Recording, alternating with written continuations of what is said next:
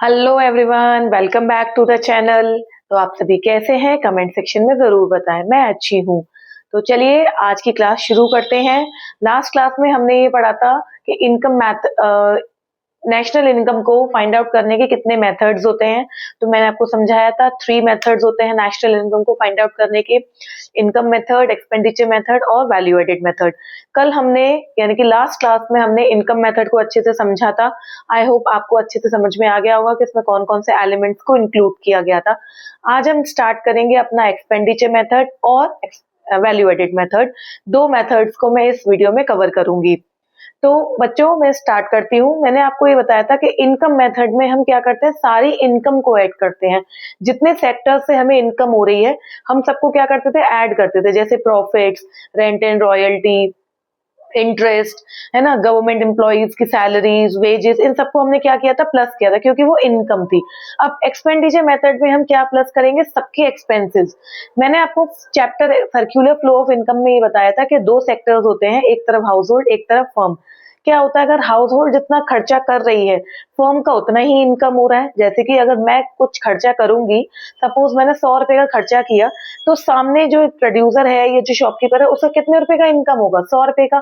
तो बस यही हमें इसमें ये लेके चलना है। इनकम मेथड में हमने सबकी इनकम कैलकुलेट की थी, ऐड किया था, और एक्सपेंडिचर मेथड में हम सबके एक्सपेंडिचर्स को ऐड करेंगे।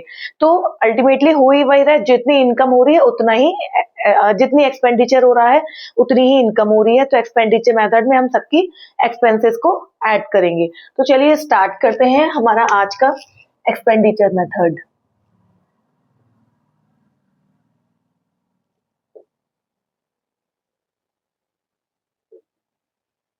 एक्सपेंडिचर मेथड देखिए, इसमें 4 एलिमेंट्स है, फर्स्ट, सेकेंड, थर्ड और फोर्थ।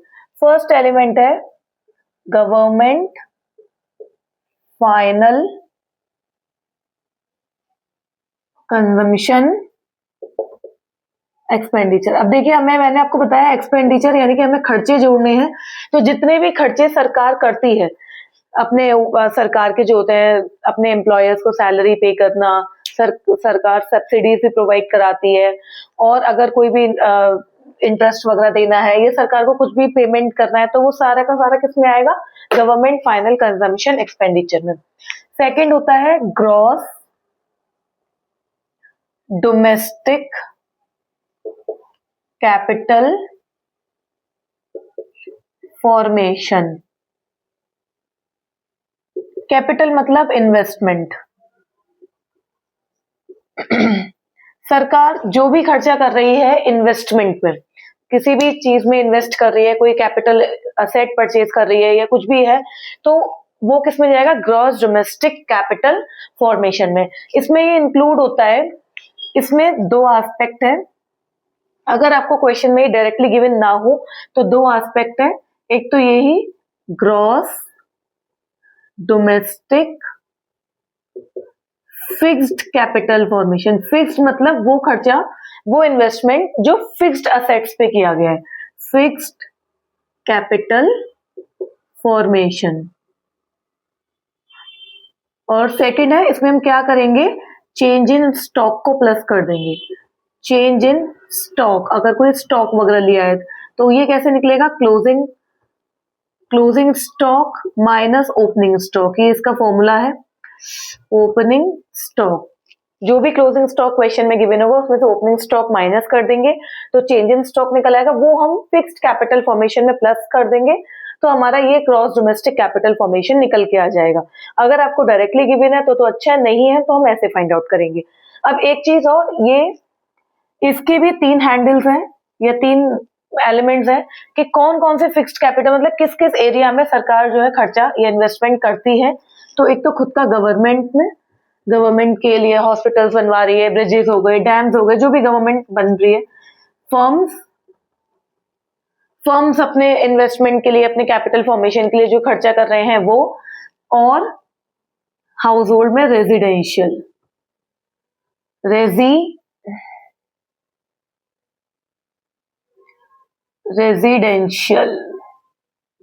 इन्वेस्टमेंट या रेजिडेंशियल एक्सपेंस कह लो।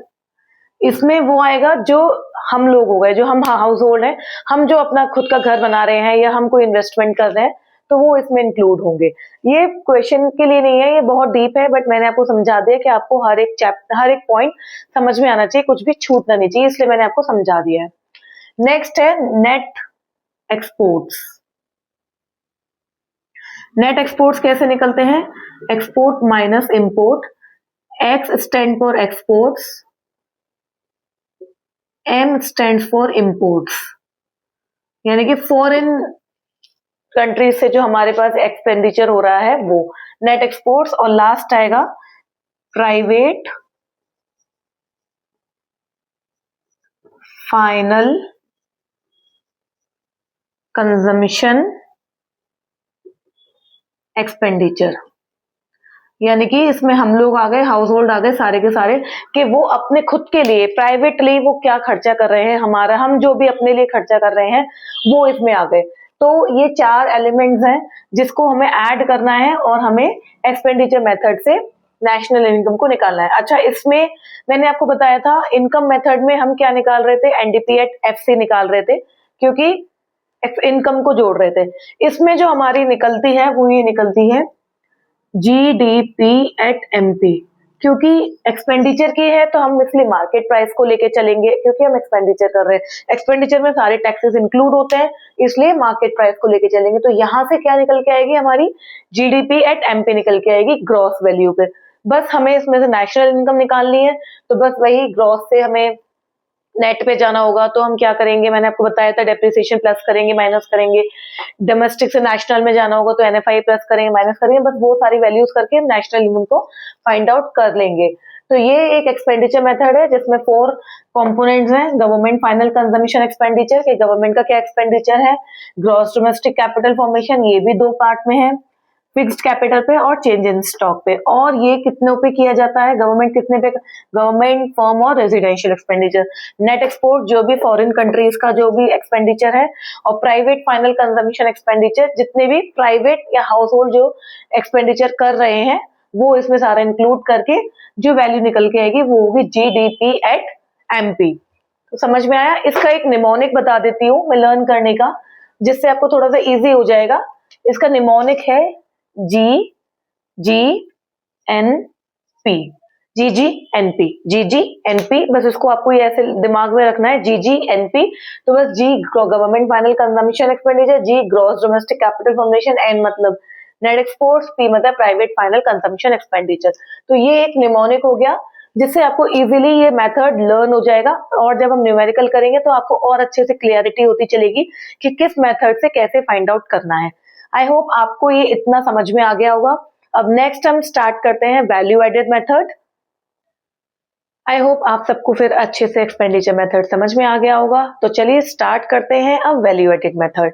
तो बच्चों, वैल्यू एडेड मेथड में क्या होता है, बेसिकली हम उस चीज की कैलकुलेट करते हैं जो जितनी वैल्यू जनरेट हो रही है हमारे इकोनॉमी में, वही हमारी एक्चुअल इनकम या नेट इनकम होती है। मैं आपको एग्जाम्पल देके समझाती हूँ। देखिए, वैल्यू एडेड मेथड, इसमें क्या निकलता है, इसमें भी वही निकलता है जीडीपी एट एमपी, और इसको हम जीवीए एट एमपी भी बोल देते हैं, gross value added at market price, या जीडीपी एट एमपी तो हम पढ़ते हैं। तो मैं एक आपको एग्जांपल देती हूँ। इसमें क्या होता है, value of output minus value of input. ये मैं आपको एक एग्जांपल देके समझा रही हूँ, ये फॉर्मूला नहीं है। ये कैसे है कि मान के चलिए एक फार्मर है, फार्मर ने वीट ग्रो किया, फार्मर ने वीट ग्रो किया और उसको आउटपुट जनरेट हुआ 600 रुपीज का। उसने वीट ग्रो किया और उसकी जो इनपुट कॉस्ट थी वो 0 थी। ऐसे तो कॉस्ट 0 होती नहीं है, कुछ ना कुछ तो हमें लगाना पड़ता है तभी हमें आउटपुट जनरेट होता है, पर मैं ऐसा मान के चल रही हूँ आपको समझाने के लिए। अब फार्मर से वीट खरीदा एक मिलर ने, मिलर मतलब आटा बनाने वाला जो होता है, उसने आटा बनाया, फ्लावर बनाया उसने। तो उसने कितने रुपए का खर्चा किया, 600 रुपए का। भाई उसने आटा खरीदा और उसने इससे कितने रुपए जनरेट किए, 800 रुपए।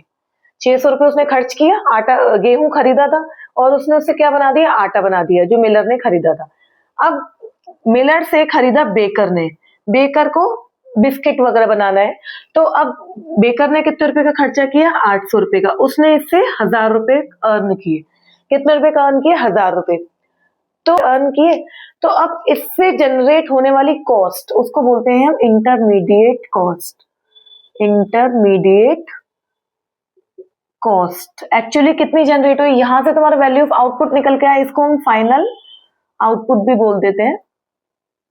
तो जो हमारी कॉस्ट निकल के आई वो कितनी निकल के आई, देखिए यहां तो ये 0 थी, यहाँ पे तो 600 ही आई, 600 उसने अर्न किए। यहाँ पे कितनी आई, 600 से 600 200, और यहाँ पे भी कितनी जनरेट हुई, 200। भाई 200 जनरेट हुई, यहाँ तो 600 ही थी।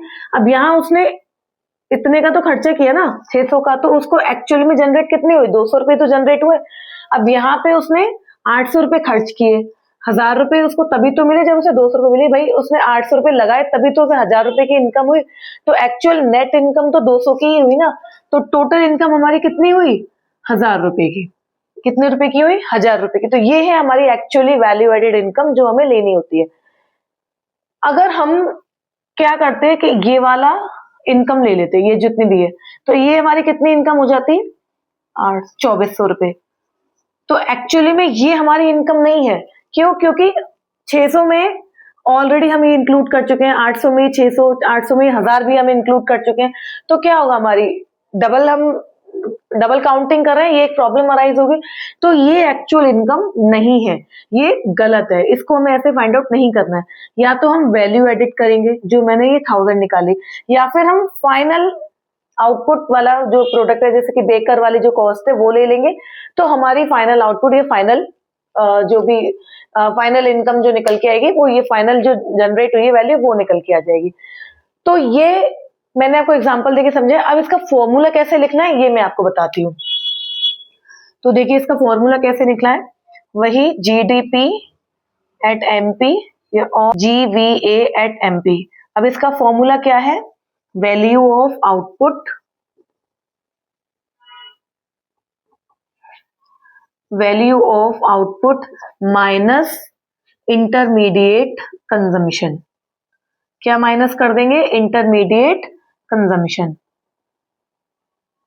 अब मैम वैल्यू ऑफ आउटपुट अगर डायरेक्टली क्वेश्चन में नहीं गिवन हो तो क्या करेंगे, वैल्यू ऑफ आउटपुट अगर आपको डायरेक्टली गिवन नहीं है तो क्या करेंगे, सेल्स गिवन होंगी आपको, सेल्स में चेंज इन स्टॉक को प्लस कर देंगे। हमने एक्सपेंडिचर मेथड में पढ़ा था चेंज इन स्टॉक कैसे निकालते हैं, चेंज इन स्टॉक कैसे निकलते हैं, closing stock minus opening stock. अब ये भी हो सकता है बच्चों के सेल्स भी डायरेक्टली गिवन ना हो, तो क्या करेंगे, डोमेस्टिक सेल्स हमें अगर क्वेश्चन में गिवन होंगी, इसका दूसरा नाम हो गया ये डोमेस्टिक सेल्स। अगर डोमेस्टिक सेल्स आपको क्वेश्चन में गिवन है तो हम इसमें प्लस करेंगे एक्सपोर्ट्स। क्या प्लस करेंगे, एक्सपोर्ट्स। कभी कभी क्या हो जाता है बच्चों, हमें सेल्स भी गिवन है और एक्सपोर्ट भी गिवन है, तो क्या करते हैं बच्चे, एक्सपोर्ट और सेल्स को ऐड कर देते हैं, बट वो रॉन्ग हो जाएगा, आपके नंबर कट जाएंगे। हमें डोमेस्टिक सेल्स में ही एक्सपोर्ट को प्लस करना है, तब जाके हमारी सेल्स निकल के आएंगी। उसमें हम चेंज इन स्टॉक को प्लस करेंगे, चेंज इन स्टॉक मैंने आपको बताया कैसे निकलता है, closing stock minus opening stock, तब जाके हमारी वैल्यू निकल के आएगी किसकी, आउटपुट की। समझ में आया। ऐसे ही यहाँ पे माइनस इंटरमीडिएट कंजम्पशन में क्या होगा, कि आपको परचेजेस गिवन होंगी, परचेज ऑफ रॉ मटेरियल।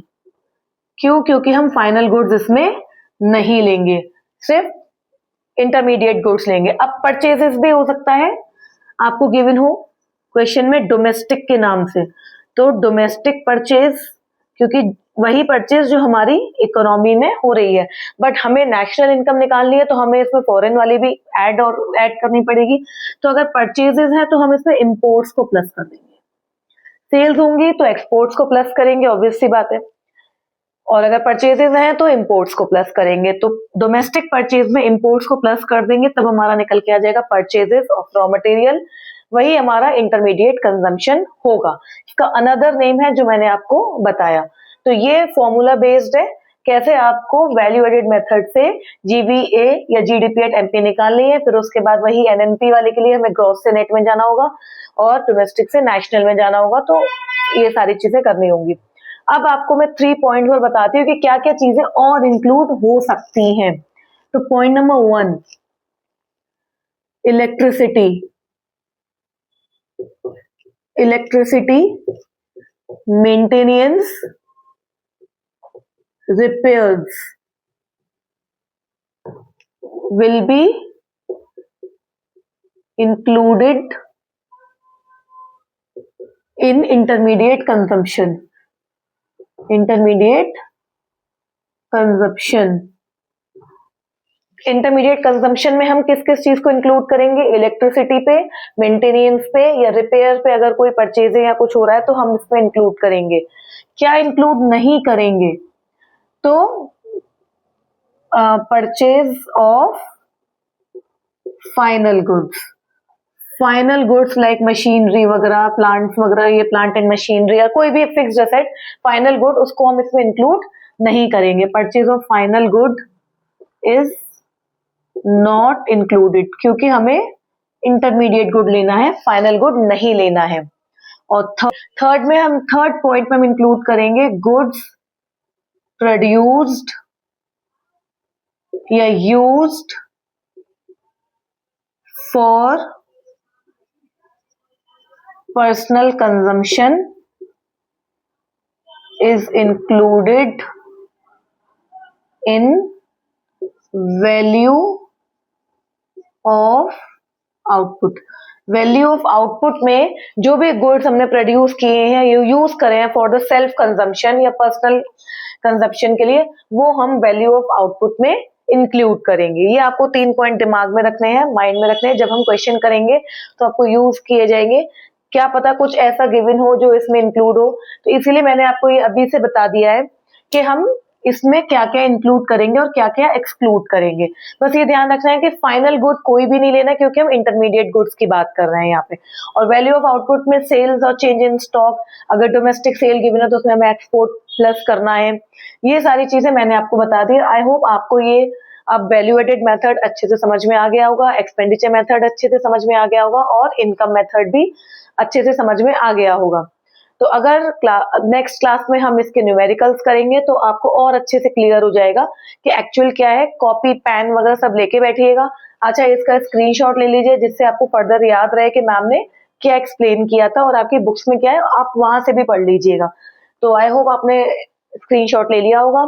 तो क्लास अच्छी लगी हो तो प्लीज अपने दोस्तों तक, अपने वेल विशर्स तक शेयर कीजिएगा। जितने भी कॉमर्स स्टूडेंट है वहां तक ये क्लास पहुंचनी चाहिए। लाइक कर दीजिएगा वीडियो को, और चैनल सब्सक्राइब नहीं किया है तो अभी चैनल भी सब्सक्राइब कर लीजिए। तब तक के लिए हंसते रहिए, पढ़ते रहिए, खुश रहिए। Take care, bye bye, thank you.